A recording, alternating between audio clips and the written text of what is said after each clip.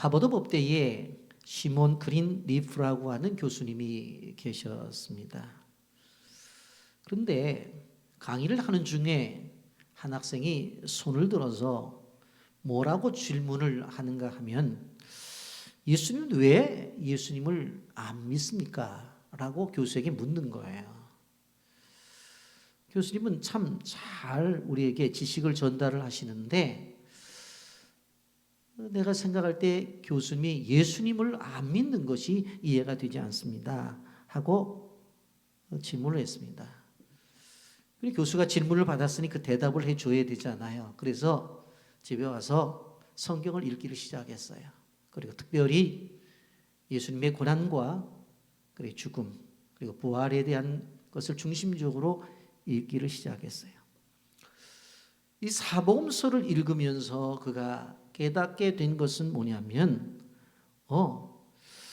예수님의 인물이 실존적인 것은 알았는데 그분의 이 죽음과 부활의 사건이 정말 이게 틀린 게 아니라 맞는 이야기구나, 확실한 사건이구나 하는 것을 깨닫게 됩니다. 그리고는 결론을 내리고 예수를 믿고 그리스도인이 되었습니다. 여러분, 예수님의 부활 사건을 우리가 생각해 볼 때에 역사적인 사실이라고 하는 증거가 도대체 어디 있냐, 그렇게 많은 사람들이 묻습니다. 물론 부활의 역사적인 사건들이 많이 있습니다만은 그 중에 가장 중요한 것이 무엇인가 하면 바로 다양한 목격자들이 예수님의 부활을 보았다고 하는 것입니다. 막달라 마리아 그리고 엠마오로 가던 두 제자, 그들은 부활하신 예수님을 직접 만났습니다. 그리고 500여 형제에게 예수님이 보여주셨고 마지막에는 많은 제자들과 성도들이 보는 가운데 바로 예수님이 승천을 하셨습니다. 여러분, 그런데 그 무엇보다도 강력한 증거는 무엇인가 하면 제자들이 변화가 되었다고 하는 것입니다. 50일 전만 해도 예수님을 버렸던 사람들입니다. 그리고 예수님이 죽었을 때 문을 잠그고 두려워서 있었던 사람들입니다. 그런데 이제 담대하게 예수님의 부활을 증거합니다. 죽음을 두려워하지 않습니다. 그 이유가 도대체 무엇인가 하면 바로 단 한 가지 이유, 예수 부활의 현장을 생생하게 목격했던 것입니다. 그리고 부활하신 예수님을 만난 것입니다. 오늘 부활주일을 지나면서 우리 사랑하는 빛의 교회 모든 성도님들과 여러분의 가정에 부활하신 예수님을 만나는 축복이 있기를 예수님의 이름으로 축복합니다. 영상 보고 말씀 계속하겠습니다.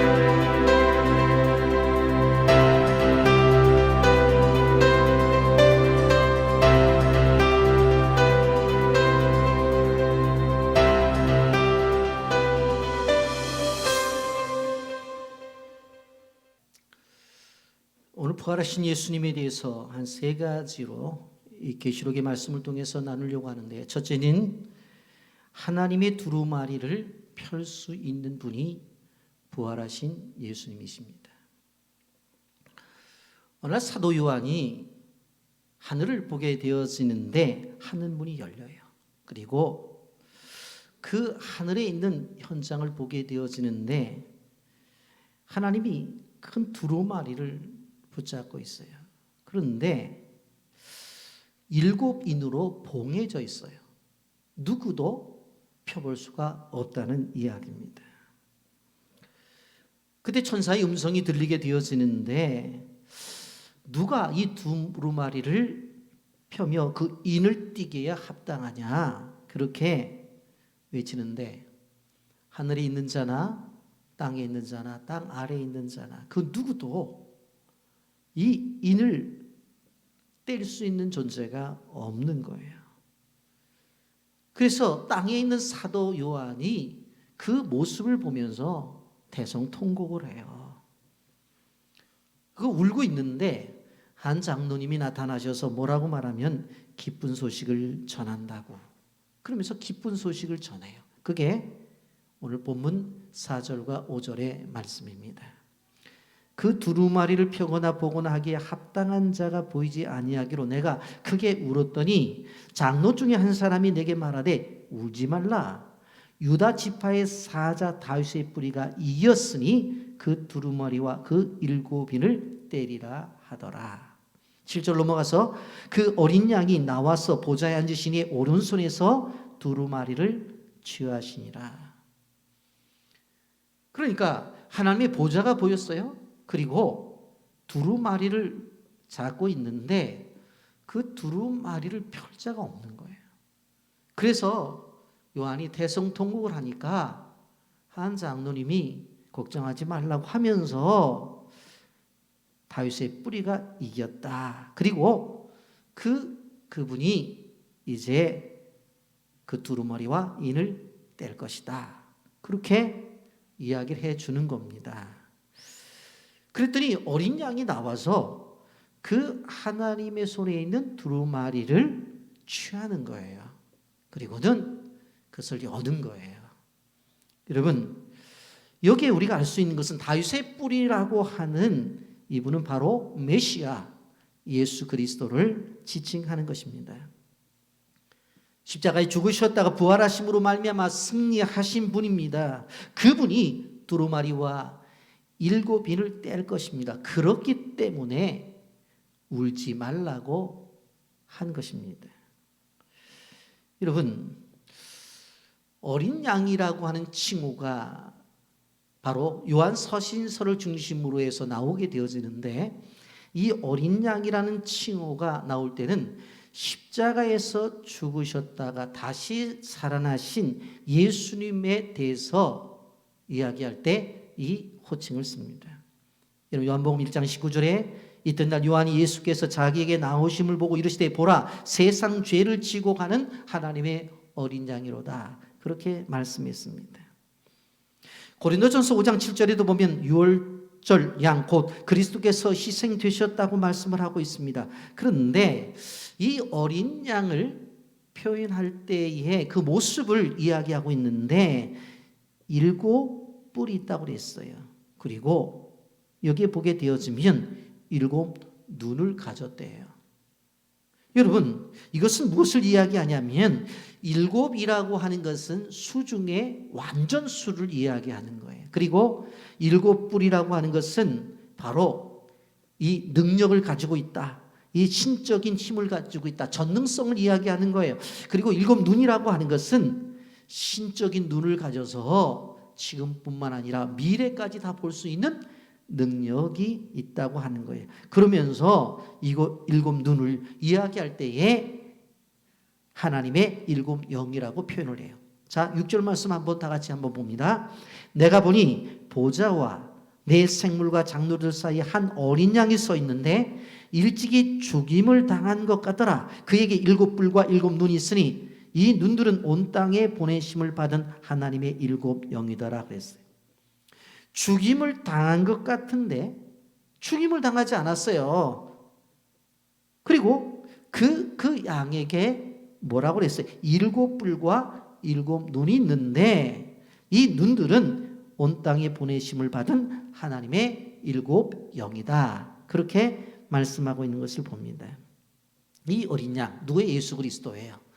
이분이 하나님 앞에 나가서 하나님의 손에 있는 두루마리를 이제 취합니다. 7절입니다. 어린 양이 나가서 보좌에 앉으시니 오른손에서 두루마리를 취하니 그랬어요. 도대체 이 두루마리 안에 무엇이 있길래 이것이 이렇게 인으로 누구도 열 수 없게 했느냐? 바로 그 안에는 구원과 심판의 내용이 담겨져 있는 거예요. 더 쉽게 표현한다면 구원받을 백성들의 명단이 거기에 적혀져 있다고 하는 것입니다. 소위 생명책이라고 하는 거죠. 그런데 실질적으로 하나님의 손에 있는 그 두루마리를 가져다가 아무도 할 수 없는데 어린 양 예수만이 그것을 펼칠 수 있게 된 것은 무엇일까요? 이분이 십자가의 죽으심으로 말미암아 구원의 초석을 이루었기 때문에 이것을 열 수 있는 분은 누구예요? 예수님만이라고요. 그래서 예수님이 하나님의 손에서 갖다가 그것을 열게 된 것입니다.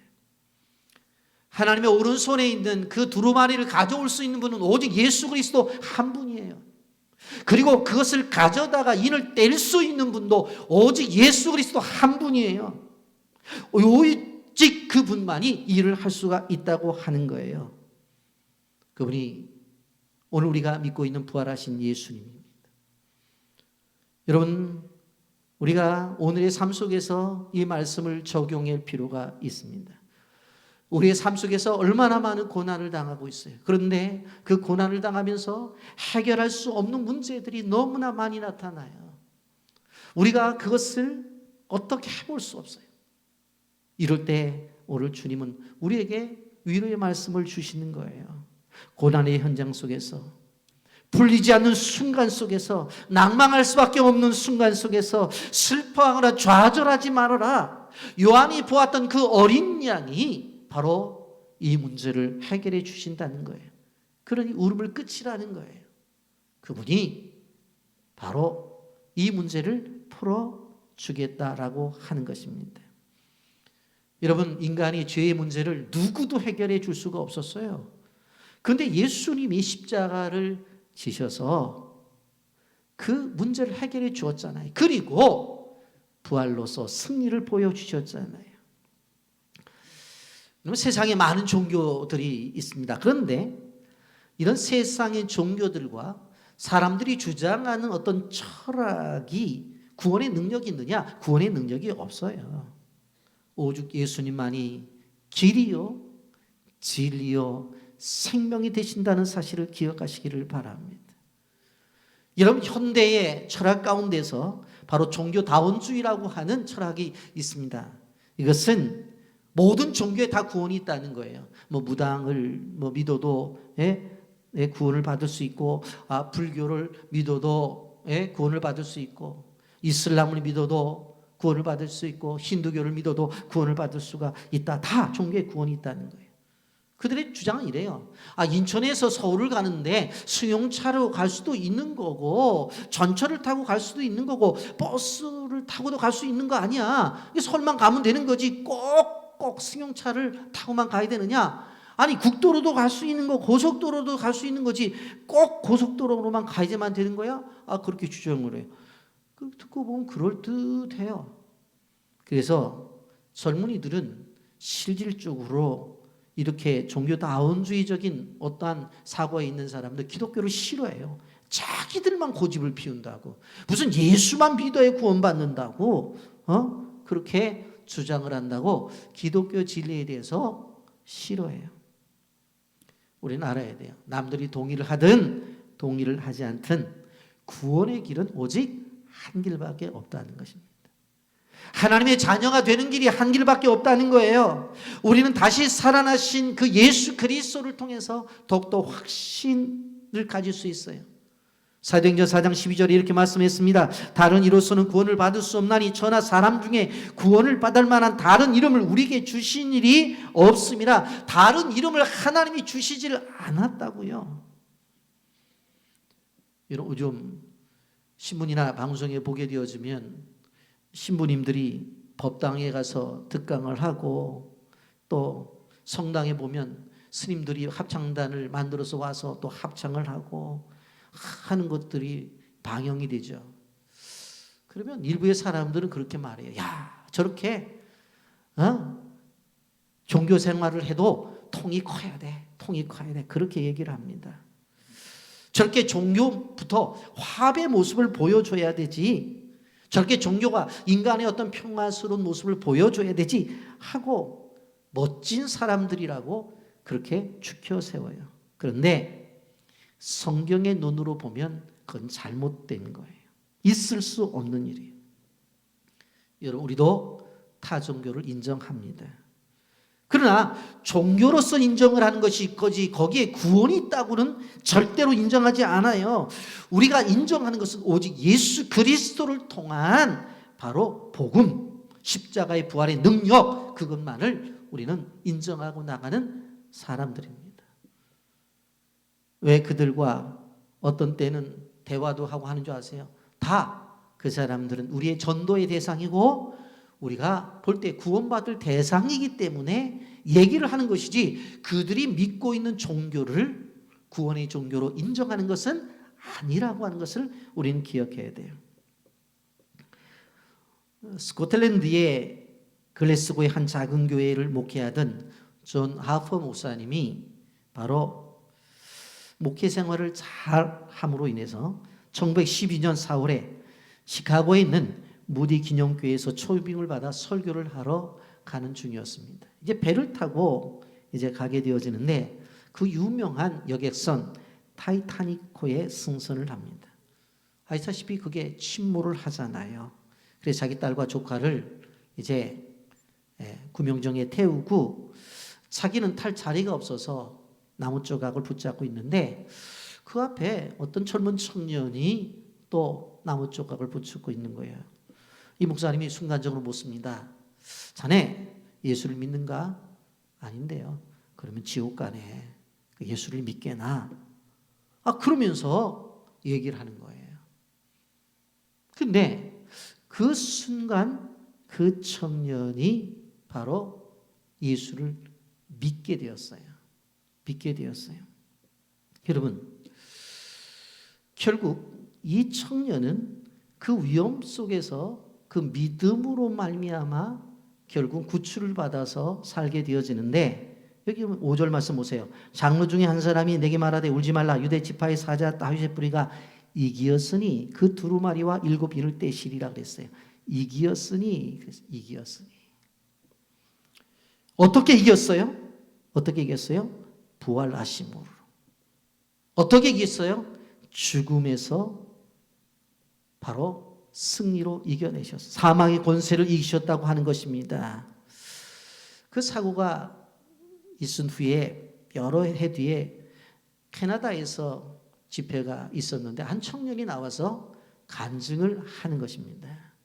그러면서 무슨 간증을 하느냐 하면 자기가 타이타닉호에 있다가 파손을 당했을 때에 널판지를 잡고서 살려고 몸부림칠 때에 앞에서 한 분이 나에게 복음을 전했다.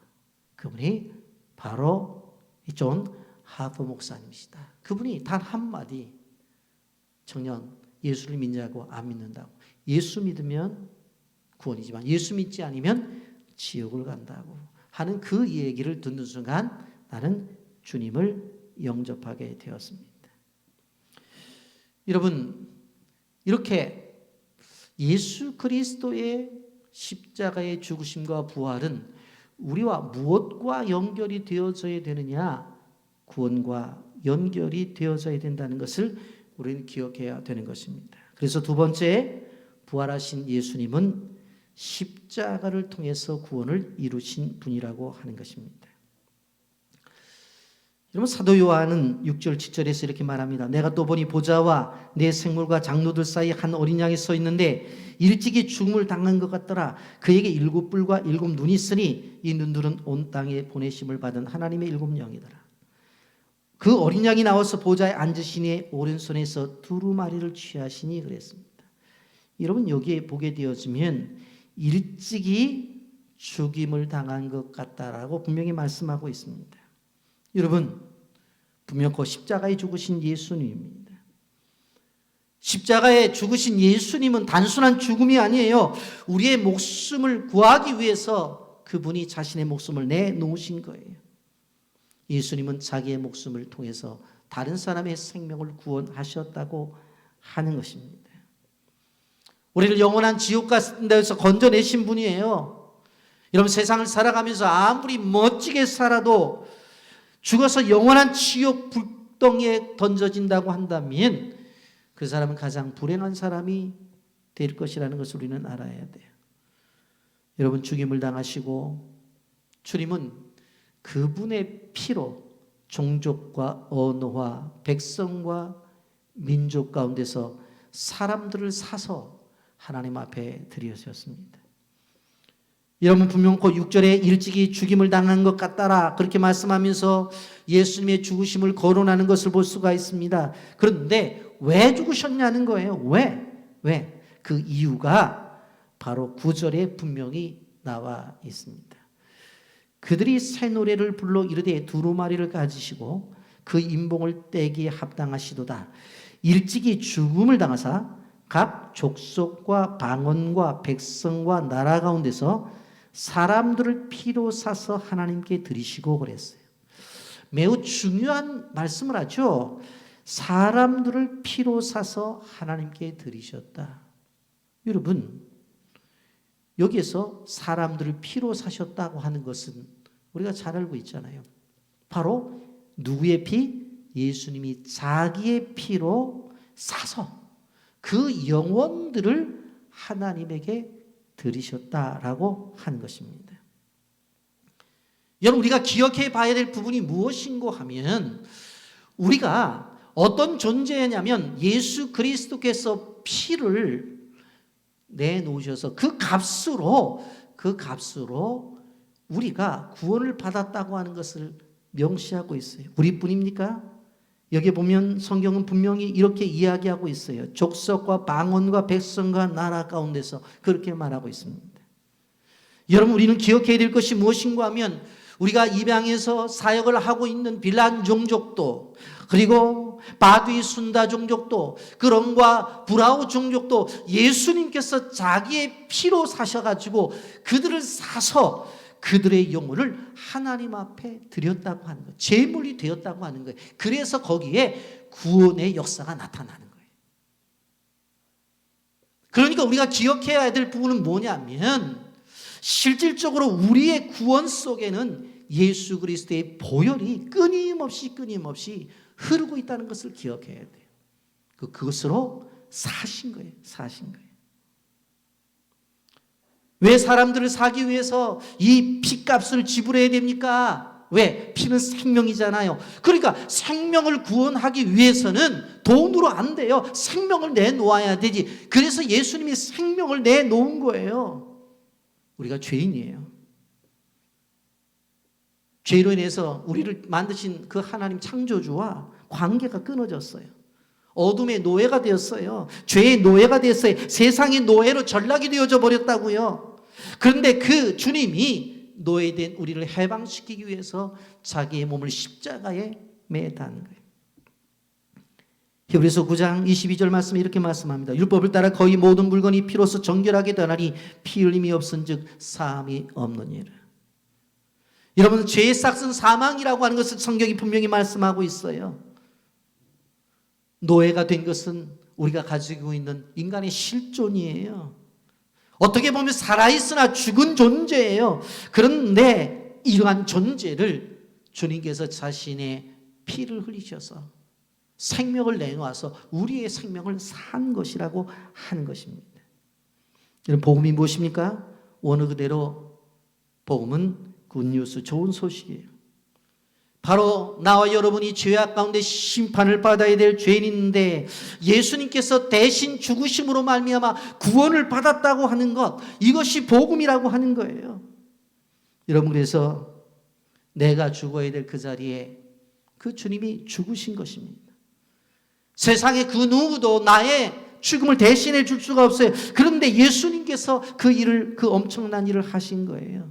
그렇기 때문에 예수님 안에 있는 우리는 매우 귀한 존재고 가치가 있는 존재예요. 하나님의 아들 예수님께서 우리를 대신해서 죽어줄 만한 존재가 우리라고 하는 것입니다. 우리가 열심히 일을 해서 받는 것들을 대가라고 말을 하죠. 그리고 무엇을 봐달라고 갖다 주는 것들을 뇌물이라고 말해요. 그런데 주님과의 관계 속에서 이루어진 십자가는 어떠한 우리가 수고하고 애써서 얻은 대가나 우리에게 주님이 우리를 향해서 어떻게 해달라고 주는 뇌물이 아니라 이것은 그대로 선물 그 자체예요. 그래서 뭐라고 말씀해요? 바로 구원은 선물이라고 이렇게 표현하는 것입니다. 한 교수님이 계셨습니다. 병도 많고 사회적 지위로 인정을 받는 분이셨습니다. 근데 아주 자존심이 강해요. 근데 그 부인이 예수를 믿는 교회 집사님이셨는데 아무리 남편을 설득을 해도 교회를 나가지 않아요.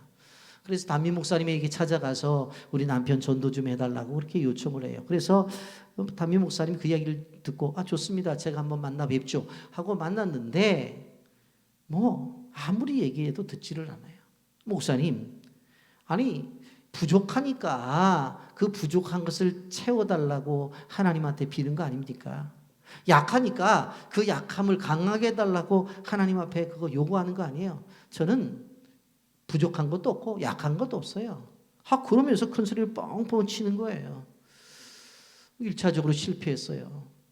그리고 이제 목사님이 생활을 하는데 감기가 심하게 걸려가지고 병원에 입원했다고 얘기를 하면서 이 집사님이 다시 한번 남편에게 가달라는 거예요.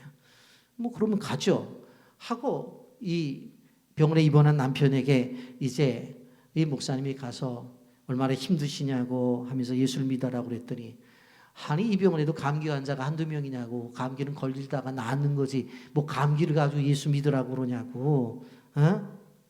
나는 그 예수 안 믿는다고, 조금 있으면 낫는다고. 그러고 거절을 하는 거예요. 2차 실패. 그러고 나서 있는데 어느 날 그 여집사님한테 전화가 왔어요. 울면서 우리 남편이 병원 진단을 받았는데 폐암 말기라고, 와서 복음을 전해달라고. 그래서 가봤더니 병원 침대에 누워서 하늘만 멀꾹이 쳐다보고 맥이 탁 빠져서 있는 거예요. 그래서 목사님 물었습니다. 교수님, 지금도 자신이 있습니까? 그렇게 물었어요. 지금도 본인이 강하다고 느끼세요? 그렇게 물어봤어요. 그랬더니 꺼져가는 목소리로 이제 나 자신을 바라보니 나는 연약한 존재였습니다. 내 몸, 내가 내 마음대로 하지 못하는 사람이었습니다. 그리고 예수를 영접하고 구원을 얻었다는 것입니다. 여러분, 암 선고를 받은 이 교수에게, 이 두렵고 떨고 있는 이에게 가장 기쁜 소식이 무엇일까요? 논문을 하나 써서 발표를 했더니 세계적인 학술지에 기록이 되어서 모든 사람이 어떤 이런 글들이 있어, 어떻게 이렇게 연구를 해서 그렇게 인정을 받는 것을 이 교수가 보네요. 아니면 교수 사역을 잘해가지고 나중에 총장이 되어서 총장으로 학교를 다스리는 그러한 운영자가 되는 것을 이 사람이 지금 원하겠냐고. 아니에요. 이 사람이 원하는 것은 뭐예요? 죄로부터의 구원이에요. 그리고 자기가 알고 있는 병으로부터의 치료예요. 하나님은 이것을 아신 거예요. 하나님은. 그래서 우리에게 제시하시고 우리에게 어떻게 하셨어요? 피의 보험을 믿고 구원을 받으라고 말씀을 하신 것입니다. 여러분, 우리를 위해서 죽으신 예수님, 지난 한 주간 고난 주간 지내셨죠. 이제 부활하셨어요. 여러분, 우리가 아셔야 될 것이 무엇인가 하면 예수님의 고난은 죽음으로 끝나는 것이 아니라 부활로서 새로운 시작이 되어진다는 것을 우리는 기억해야 돼요. 그래서 그리스도인들은 항상 무슨 생각을 해야 돼요? 그리스도의 고난에 동참을 하지만 그러나 부활의 영광과 함께 늘 새롭게 시작되어지는 하나님의 은혜가 있다. 이 부활의 축복이 우리 모두에게 있기를 예수님의 이름으로 축복합니다. 또 한 가지 여기에 보면 부활하신 예수님은 찬양과 영광을 받으시기에 합당하신 분이에요. 오늘 성경에 보면 세 가지의 찬양하는 모습이 나오는데, 첫째는 네 생물과 24장로들이 찬양을 합니다. 실질적으로 예수님께서 자기들을 위해서 피로 사셨다는 그 사실 앞에 찬양을 드리는데, 하나님 나라와 제사장을 삼으신 것에 대해서 찬양을 드려요. 9절 말씀 보십시오. 그들이 새 노래를 불러 이르되 두루마리를 가지시고 그 임봉을 떼기에 합당하시도다. 일찍이 죽임을 당하사 각 족속과 방언과 백성과 나라 가운데서 사람들을 피로 사서 하나님께 드리시고, 그렇게 말씀하시죠. 그리고 10절에 보면 그들로 우리 하나님 앞에서 나라와 제사장들을 삼으셨으니 그들이 땅에서 왕 노릇하리로다 하더라 그랬어요. 여러분, 실질적으로 두루마리의 인을 떼기로 합당하신 그분이 족속과 백성과 나라 가운데서 어떻게 해요? 자신의 피로 백성들을 사셔서 하나님 앞에 제물로 드려요. 그리고는 10절에 뭐라고 말해요? 그들로 우리 하나님 앞에서 나라와 제사장들을 삼았다. 여러분, 나라를 삼았다는 거 감격스럽지 않아요? 여러분, 우리나라만 해도 5천만 인구가 있잖아요. 그런데 우리 한 사람을 하나님이 보실 때에 나라로 인정을 해준다는 거예요. 대단한 축복이잖아요. 여러분, 제사장을 삼으셨대요. 왕 같은 제사장을 삼으신 것은 우리가 다 알고 있잖아요. 그래서 하나님 앞에 우리가 누구를 거치지 않고 하나님 앞에 예배를 드릴 수가 있잖아요. 이렇게 이러한 사실들 앞에 우리를 나라로 삼으시고 우리를 제사장 삼으신 것에 대해서 어떻게 했다고 그랬어요? 9절에 그들이 새 노래를 불러 이르되 찬양을 드렸어요. 두 번째로 11절과 12절에 보게 되어지면 수천 수만의 천사들이 어린 양들이 영광과 찬양을 받기에 합당한 노래를 부르는 것을 보게 되었습니다. 내가 또 보고 들음에 본자와 성물들과 장로들을 둘러싼 많은 천사의 음성이 있으니 그 수가 만만이요 천천이라. 그 음성으로 이르되 죽임을 당하신 어린 양은 능력과 부와 지혜와 힘과 존귀와 영광과 찬송을 받으시기에 합당하도다. 찬송을 받으시기에 합당하도다. 그런데 여기에 수를 보게 되어지면 11절에 만만이요 천천이라고 그랬거든요. 만 곱하기 만. 한번 저는 계산이 약해서 계산을 안 해봤는데 한번 계산해 보세요. 만 곱하기 만이 얼마나 되나. 천 곱하기 천이 얼마가 되나. 근데 사실 이거는 수적으로 볼 때 얘기하는 것이 아니라 셀 수 없이 많다는 이야기예요. 셀 수 없이 많은 그 수들이 모여서 하나님을 찬송하는 거예요. 죽임당하신 예수는 능력이 없어 죽으신 것이 아니라 오히려 권세와 부와 지혜와 힘이 지혜가 무한하지만 그러나 우리를 위해 죽으셨어요. 그러기에 찬양을 받으시기에 합당한 거예요.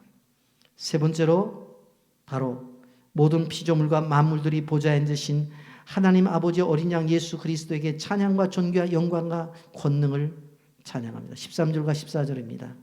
내가 또 들으니 하늘 위에와 땅 위에와 땅 아래와 바다 위에와 또 가운데 모든 피조물이 이르되 보좌에 앉으신 이와 어린 양에게 찬송과 존귀와 영광과 권능을 세세토록 돌릴지어다 하니 네 생물이 이르되 아멘하고 장로들은 엎드려 경배하더라.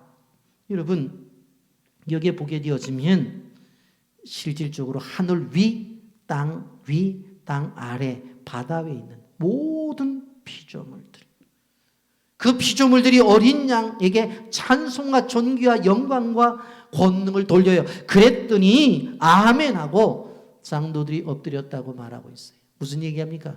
찬양은 누가 드리는 거예요? 하늘에 있는 존재들도, 땅 위에 있는 존재들도, 땅 아래에 있는 존재들도, 바다 위에 있는 존재들도, 모든 자연 세계는 누구에게? 하나님에게 찬송을 드려라. 이걸 말하고 있는 거예요. 그런데 이러한 광경을 지금 누가 보고 있는 거예요? 사도 요한이 보고 있는 거예요. 하나님께서 하늘문을 여시고 이것을 보여주고 있는 거예요. 그런데 지금 이 시대가 어느 시대냐 하면 당신은 로마 제국이 바로 통치하고 있는 시대예요. 그리고 도미티안 황제가 지배를 하면서 박해와 고난을 주던 시대예요. 제사는 약탈당했어요. 많은 사람들이 예수를 믿는다는 이유 때문에 감옥에 갇혀버렸어요. 어떤 사람들은 인간 횃불이 되어서 실질적으로 불에 타 화형을 당해요. 어떤 사람들은 원형 경기장에 던져져서, 그리고 굶주린 사자들이 와서 먹잇감이 되어져 버려요. 어떤 사람들은 사지에 말 한 마리를 붙여놓고 차지게 때려서 말이 움직임으로 인해서 사지가 찢겨 죽임을 당해요. 이러한 고통 중에 그리스도인들이 고통을 받으면서 살고 있었어요. 그런데 하나님께서 사도 요한에게 그걸 보여주는 거예요. 보여주는 거예요. 무엇입니까? 위로와 격려와 용기를 주는 거예요. 너희들이 세상에 살아가면서 예수를 믿음으로 인해서 이렇게 고난을 당하고 있지만 하늘에 있는 일들을 보아라. 지금 세상에 사는 것이 끝이 아니다. 너희들이 때가 되어서 이제 하나님 나라에 오게 되어진다고 한다면 이러한 영광스러운 존재로 인정을 받고 하나님 앞에 예배자가 될 것이다. 조금만 기다려라. 조금만 참아라. 조금만 인내해라 하면서 그 하늘에서 일어나는 일들을 보여준 거예요. 그래서 요한이 이것을 써가지고 어떻게 해요? 초대교회에 고통당하는 사람들에게 하나님이 나에게 이걸 보여줬다고 이게 글로써 보여주면서 조금만 참자, 견디자 했던 것이 계시록의 내용이고 오늘 우리가 생각하는 이 본문입니다. 그렇기 때문에 우리가 기억해야 될 것은 정말 세상에 살기가 힘든 사람들은 계시록을 좀 보셔서 하나님 나라 생각하면서 좀 견디세요. 이겨내시라고. 예? 이겨내시라고. 그러면서 여기서 우리가 알 수 있는 것은 뭐냐면 실질적으로 하나님 나라에 가니까 무엇이 중심적으로 이루어져요? 찬양이 중심적으로 이루어지잖아요. 전도 세상에 있을 때 전도하죠. 또 열심히 하잖아요. 근데 하나님 나라 가면 전도할 필요가 없어요. 다 예수 믿는 사람만 와 있기 때문에. 봉사, 세상에서 열심히 봉사해야 되죠. 여러분들 오늘 들어오실 때 예전보다 교회가 번쩍번쩍 된다 그런 느낌이 안 드셨는지 모르지만 어제 저는 깜짝 놀랐어요. 아유, 목장에서 와서 청소를 하는데 어른보다 애들이 더 많아. 아주 그냥 구석구석 아주 강대상 위에부터 다 청소를 다 얼마나 잘하는지. 이런 봉사 귀하죠. 근데 하나님 나라 가면 그거 할 필요가 없어요. 하나님 나라 가면 오직 할 것이 뭔지 아세요? 찬양이에요. 찬양. 그 하나님 아버지께 영광을 돌리는 찬양이에요. 그렇다고 한다면 하나님 나라에 가서 찬양할 것, 이 땅에서부터 찬양을 좀 하자라고 하는 것입니다. 감사의 찬양을 드리자는 거예요. 지금 여기서부터, 지금부터 시작을 하자고 하는 거예요. 여러분, 이 부활주의를 지나면서 많은 감사의 찬양의 고백이 여러분에게 있기를 주님의 이름으로 축복합니다. 말씀을 정리합니다. 1884년 구한말 갑심정변으로 나라가 혼란해집니다. 당시 국제적으로 볼 때 이 조선이라고 하는 나라는 숨겨진 나라였어. 고통을 당하든 당하지 않든 관심이 없던 나라였어요. 그런데 1885년 4월 5일 부활절 날에 우리가 살고 있는 인천 제물포항에 수천 년 어둠 속에 있었던 이 땅에 그리스도의 복음을 가지고 이 땅을 밟는 청년들이 있었어요. 언더우드와 아펜셀러에. 여러분, 그리고 수많은 청년들이 이 땅을 찾아와요. 한국교회 역사를 보게 되어진다면 다른 나라하고 다른 게 뭐냐면 젊은 청년들이, 젊은 그리스도인들이 이 땅에 왔다고 하는 거예요. 그래서 이곳에 와서 같이 결혼한 경우도 있고 또 결혼한 아이들을 데리고 이 땅에 와서 아이를 키우다가 한국의 풍토병 때문에 그 자리에서 죽어가는 아이들이 수많았어요. 양화진 선교사 묘역에 가보면 그 어린 아이들의 무덤이 있어요. 어린 아이들의 무덤. 여러분, 어떤 생각을 갖고 이 땅에 왔을까? 어떠한 열정이 있었기 때문에 이 땅에 왔을까? 무슨 비전이 있기 때문에 이 땅에 왔을까? 어떻게 보면 비전이 없는 땅이었어요. 그럼에도 불구하고 이 땅에 와서 학교를 세우죠. 이 땅에 와서 병원을 세우죠. 아주 병원도 노골적이에요. 전주 가보면 전주 예수병원이라고 있잖아요. 병원도 작은 병원이 아니에요. 예? 그리고 교회를 세우고 그러면서 실질적으로 지금의 한국교회가 세워진 것입니다. 부활절을 맞이하면서 우리는 다시 한번 생각해 봐야 됩니다. 5절의 말씀대로 승리하신 그리스도, 9절의 말씀처럼 모든 족속과 백성과 방언과 나라 위에 자기 피로 사신 그러한 바로 그 사실을 기억하면서 열방에 관심을 가져야 된다고 하는 것입니다. 부활절은 단순히 계란 먹고 끝내는 날이 아닙니다. 부활의 본질은 바로 그 안에 복음이 담겨져 있다고 하는 것입니다. 부활이 없다면 복음이 존재될 수가 없어요. 예수님의 부활로 복음이 완성되었다고 하는 것입니다. 꼭 기억하십시오. 이제 오늘 이 부활의 아침에 부활의 예수님을 마음속에 영접하시기를 바랍니다. 그리고 그 주님을 노래해야 돼요. 어떤 주님? 부활의 주님을 노래해야 돼요. 부활의 주님을 노래하면서 이 부활을 허락하신 하나님 앞에 감사를 드리면서 이 부활절을 맞이해서 부활신앙으로 오늘 하루 승리하시기를 예수님의 이름으로 축복합니다. 아멘.